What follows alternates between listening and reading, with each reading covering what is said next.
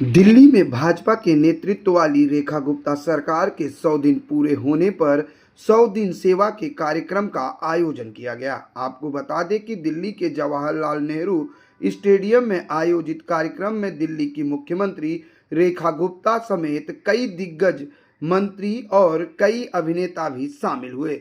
वहीं इस कार्यक्रम में मुख्यमंत्री रेखा गुप्ता का इंटरव्यू लेते टाइम अभिनेता अनुपम खेर ने काफ़ी कुछ पूर्व मंत्री अरविंद केजरीवाल का नाम लिए बिना चुटकी ली।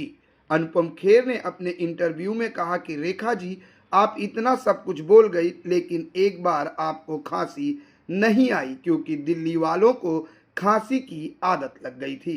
उन्होंने कार्यक्रम में अब अनुपम खेर के साथ बीते 100 दिनों को लेकर काफ़ी लंबी चौड़ी बातचीत की। इस दौरान उन्होंने पिछली सरकार पर निशाना साधा और कहा कि पॉल्यूशन के लिए पिछली सरकार की कोई योजना नहीं थी।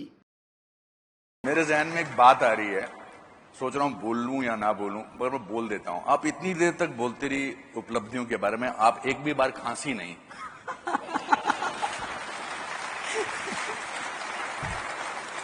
दिल्ली वालों को खांसी सुनने की आदत पड़ गई है।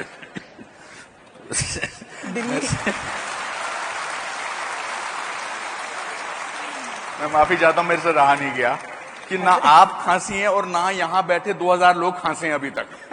तो ये तो अपने आप में एक उपलब्धि है कि बहुत दिनों बाद दिल्ली में किसी को खांसते भी नहीं देख रहे हैं। अनुपम जी, दिल्ली को तो हम संभाल रहे हैं, मुझे तो चिंता पंजाब की है। हाँ, अच्छा। चलिए, खांसी से याद आया कि हेल्थ सेक्टर में 13,000 करोड़ आपने दिए हैं, इसके बारे में थोड़ा विस्तार से बताइए। देखिए, और इसके साथ ही फिर मैं ये भी पूछना चाहूंगा कि मोहल्ला क्लिनिक जिनको कि बहुत बोला गया ये फिर से ठीक होंगे या उनकी जगह कुछ और आएगा?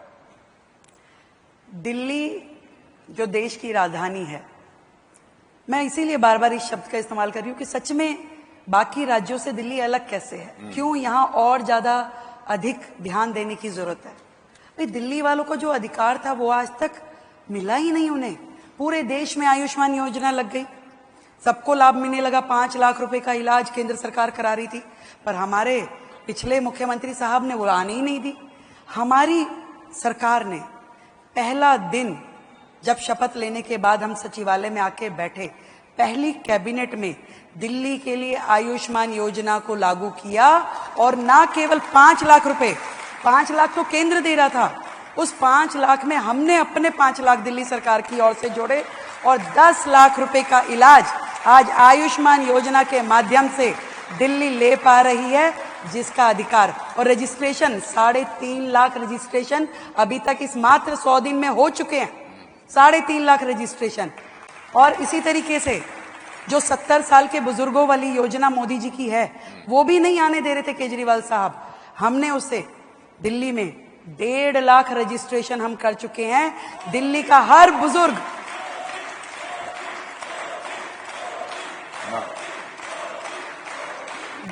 हर बुजुर्ग जो 70 साल से ऊपर है। और देखिए कितनी खूबसूरत योजना है, जिसमें आपको कोई इनकम क्राइटेरिया नहीं है, कोई टैक्स लायबिलिटी वाला इसमें सेगमेंट नहीं है। जो भी 70 साल से ऊपर का है, वो अमीर है, गरीब है, किसी भी जात का है, उसे सरकार लाभ देगी, पूरा हेल्थ का पूरा एश्योरेंस देगी। और 5 लाख रुपए केंद्र से, फिर हमने इसमें जोड़ा 5 लाख रुपए अपनी ओर से, 10 लाख रुपए का ट्रीटमेंट, 80 हॉस्पिटल एम्पैनल किए और उसका इलाज अभी तक इन 100 दिनों में 650 लोग हॉस्पिटलाइज हो चुके हैं, उसका लाभ ले रहे हैं। ये हेल्थ सेक्टर की अचीवमेंट्स में बता रही हूं। और इसके अलावा ट्रांसपेरेंसी जो एक बहुत बड़ी चीज है, भ्रष्टाचार मुक्त प्रशासन। आज जिस तरीके से सरकार चल रही है, पहले क्या होता था? अब दवाई खरीद में भ्रष्टाचार, नियुक्तियों में भ्रष्टाचार, हॉस्पिटल की मैनेजमेंट में भ्रष्टाचार, इंफ्रास्ट्रक्चर में भ्रष्टाचार। एक एक पॉलिसी जो अब नीतिगत फैसले हमने किए, हमने सेंटर प्रोक्योरमेंट की मेडिसिन की, ताकि जो भी दवाई खरीदी जाए उसमें पारदर्शिता हो, जितनी भी प्लेसमेंट है। आज देखिए कितना दुर्भाग्य है कि हमारे मेडिकल इंफ्रास्ट्रक्चर में इतनी वैकेंसी है, 20% डॉक्टर कम है, 30% नर्सिस कम है और लगभग 40-45% पैरामेडिकल स्टाफ कम है। कैसे अस्पताल चलेंगे? अब बताइए मुझे। मतलब दिल्ली जो देश की राजधानी है, जो WHO बोलता है, वो कहते हैं कि जी 1000 लोगों पे कम से कम 2 बेड हॉस्पिटल के होने चाहिए। और दिल्ली का दुर्भाग्य देखिए, कितने बेड है दिल्ली में। आप अनुपम जी, आप तो बड़े नायक हैं दिल्ली के। मात्र 0.42 बेड प्रति 1000 व्यक्ति। ये दिल्ली का आपका मॉडल इंफ्रास्ट्रक्चर था, जिसकी दुहाई पिछले मुख्यमंत्री साहब देते थे कि 0.42 यानी 1 बेड भी नहीं था। ये स्थिति थी दिल्ली की। हमने टारगेट लिया है कि हम ये दिल्ली को कम से कम 3 बेड प्रति 1000 पे मुहैया करवाएंगे। पूरे इंफ्रास्ट्रक्चर को अपडेटेड करेंगे। ना दवाइयों की कमी होगी, ना डॉक्टर की कमी होगी, और लेटेस्ट टेक्नोलॉजी की मशीनें। मतलब मुझे अफसोस होता है, दिल्ली में जो अस्पताल है वहां MRI नहीं है, वहां CT स्कैन नहीं है। मतलब कैसे अस्पताल चल रहे हैं? आप इसे मॉडल कहते हैं। ऐसा मॉडल नहीं चलेगा दिल्ली के लिए। दिल्ली को सुविधाजनक हेल्थ केयर देना हमारा फर्ज है, और वो हम देना शुरू कर चुके हैं। Very good. मुझे हमेशा ऐसा लगता है कि देखिए, किसी भी राज्य की जनता की थोड़ी सी डिमांड्स होती हैं। वो चाहते हैं कि बस ये हमारा ध्यान हो जाए, ये सब चीजें हो जाएं, तो हम अपने जीवन को सुख से जी सकते हैं। आपने इनके बारे में बात की, हेल्थ के बारे में बात की। शिक्षा के क्षेत्र में आपने क्या क्या तय किया है? एजुकेशन फॉर एवरीबडी, इसके बारे में आपने क्या सोचा है? कल आपके स्टाफ में, आपके लोगों में मुझे बात कर रहे थे, तो मैं आपसे सुनना चाहूंगा कि शिक्षा जो है वो बहुत इंपॉर्टेंट है। Education, right for everybody. बिल्कुल बिल्कुल, आपने बेहतर प्रश्न किया।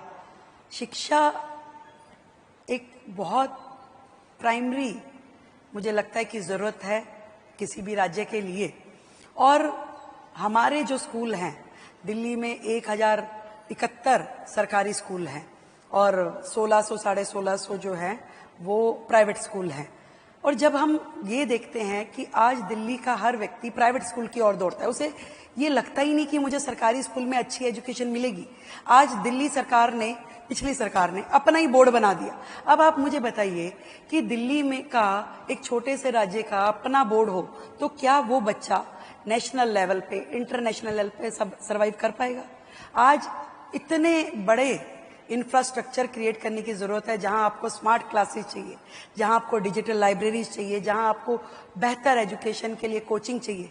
दिल्ली में हमने एजुकेशन की फील्ड में काम करते हुए ये तय किया कि हम पूरे के पूरे अपने शिक्षा तंत्र को इतना मजबूत कर दें कि फिर कोई पेरेंट्स अपने बच्चे को ये ना कहे कि मेरा बच्चा फाइनेंशियल अपनी कमी होने के कारण अच्छे स्कूल में नहीं जा पाया। उसको लगना चाहिए कि दिल्ली सरकार के जिस स्कूल में मैं पढ़ रहा हूँ वो बेस्ट है।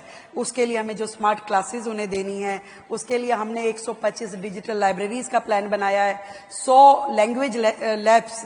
क्योंकि आज क्या है, बच्चा जर्मनी चाहता है कि मुझे फ्रेंच में सीखूं, मैं जर्मन सीखूं, मैं इंग्लिश सीखूं, ताकि हमारे सरकारी स्कूल का बच्चा भी अपडेटेड हो। अलग अलग करिकुलम हमने डेवलप किए हैं। और यहाँ तक कि जो एक नेक्सस चल रहा था प्राइवेट स्कूलों में फीस को लेकर के, कितनी भी फीस कोई भी स्कूल बढ़ा देता था और सरकार जो थी वो अंडर टेबल उनसे सेटिंग करती थी। पेरेंट्स परेशान होकर लड़ते बिड़ते रहते थे, कोर्टों में केस चलते रहते थे। पहली बार दिल्ली सरकार ने अपना खुद का दिल्ली की एजुकेशन के लिए एक्ट बनाया, to control fee of private school, और इसको हम अब ऑर्डिनेंस के रूप में लेके आ रहे हैं ताकि दिल्ली के बच्चों को एक सुकून मिल सके। So बेसिकली आप कहना चाह रही हैं कि प्राइवेट स्कूल्स जो अपनी फीस खुद बढ़ा देते थे सरकारी स्कूलों की, आपने उस पर एक एक्ट बनाया, थोड़ा इसके बारे में विस्तार से बताएंगे? देखिए, अभी तक क्या था, जो दिल्ली थी वो जिस एक्ट से ड्राइव हो रही थी उसमें यह कहा जाता था कि आप अपनी फीस बढ़ा लीजिए और केवल डायरेक्टर एजुकेशन को इन्फॉर्म कर दीजिए। हमने देखा कि जब लगातार स्कूल फीस बढ़ा रहे हैं, पेरेंट्स कुछ कर नहीं पा रहे, कोर्ट कुछ साथ नहीं दे रहा है, तो क्या करना चाहिए। तो आसपास के सभी राज्यों का हमने एजुकेशन मॉडल स्टडी किया और बहुत सारे लीगल ओपिनियन लिए, बहुत सारे एजुकेशनिस्ट का उसमें हमने व्यू लिया। तो अपना दिल्ली का एक एजुकेशन फी एक्ट हमने बनाया, जिसमें हमने इस तरीके का पूरा प्रोसीजर बताया कि यदि कोई भी स्कूल अपने लिए फीस बढ़ाने की दिशा में जाना चाहता है तो उसे ये प्रोसीजर इस्तेमाल करना पड़ेगा, जिसमें हमने पेरेंट्स को, जिसमें हमने टीचर्स को, जिसमें हमने मैनेजमेंट को, सबको पार्टिसिपेट करवाया। अब यदि आप बढ़ाना चाहते हो तो डिस्कस कीजिए पेरेंट्स के साथ, उनकी रजामंदी लीजिए। तो ये पहली बार हुआ है दिल्ली में, इससे पहले कभी नहीं था। और इस तरीके से दिल्ली के बच्चे बेहतर एजुकेशन पा सके। आज कितने सारे एग्जाम हैं, आप नीट देना पड़ता है, आपको जेई देना पड़ता है, इवन कॉलेज में जाने के लिए आपको सीयूईटी देना पड़ता है। आज बच्चों को इतनी महंगी असिस्टेंस कैसे मिलेगी, उनको कोचिंग कहाँ से मिलेगी? हमने अपना पूरा एक सिस्टम बनाया, अपनी योजना हम लेकर के आए हैं, जिसमें हम अपने सभी बच्चों को स्कॉलरशिप के माध्यम से इन सारे कॉम्पिटिटिव एग्जाम की तैयारी कराएंगे, ताकि वो बेहतरीन कॉलेजेस में जा सके, बेहतरीन यूनिवर्सिटी को ज्वाइन कर सके और अपना भविष्य जो है वो और सुंदर बना सके। ये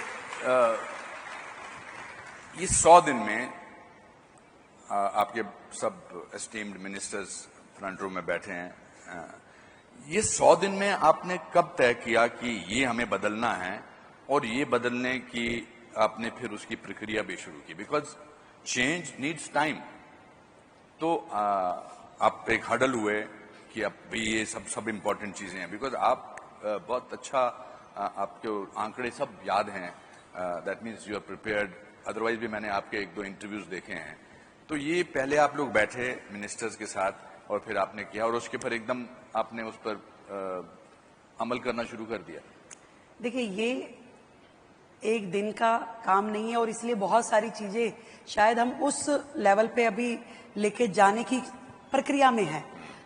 हमारे 100 दिन हुए हैं। 100 दिन कोई इतना बड़ा कार्यकाल नहीं होता कि हम कहेंगे हमने झंडे गाड़ दिए। नो, हमने जिस दिशा में जाना है, अपने लक्ष्य तय किए, उस लक्ष्य के लिए स्टेप बाय स्टेप हमने क्या प्रोसीजर लेना है। हम इन 100 दिनों में लगातार अपने मंत्रिमंडल के साथ रोजाना बैठते हैं, रोजाना एक एक विषय पे डिस्कशन करते हैं। इसमें हमारा क्या निर्णय होना चाहिए, क्या पॉलिसी होनी चाहिए।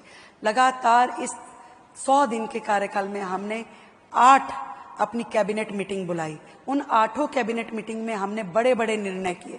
हर बार पहली कैबिनेट मीटिंग में आयुष्मान वय वंदन योजना करा, दूसरी में कुछ और, तीसरी में कुछ और, लगातार डिसीजन। और आज भी हमें दिखता है कि दिल्ली के लिए करना क्या है, यमुना सफाई के लिए हमें क्या करना है, हमें स्कूलों के लिए क्या करना है, हेल्थ के लिए क्या करना। तो लगातार उन निर्णयों को हम लेते हैं, पॉलिसी बनाते हैं, मंथन करते हैं, ऑफिसर्स के साथ बैठते हैं। और देखिए कितनी अच्छी बात है, जो ऑफिसर उनके कार्यकाल में डरे हुए, सकुचे हुए, ये सोचते थे कि भाई मुख्यमंत्री के कमरे में चले गए तो न जाने पकड़ ही ना ले, तो अब कम से कम एक सौहार्दपूर्ण एटमॉस्फेयर जिसमें वो अपनी राय देते हैं, हम अपनी बात कहते हैं, और मिल करके दिल्ली कैसे बेहतर हो सकती है उसके लिए काम करते हैं।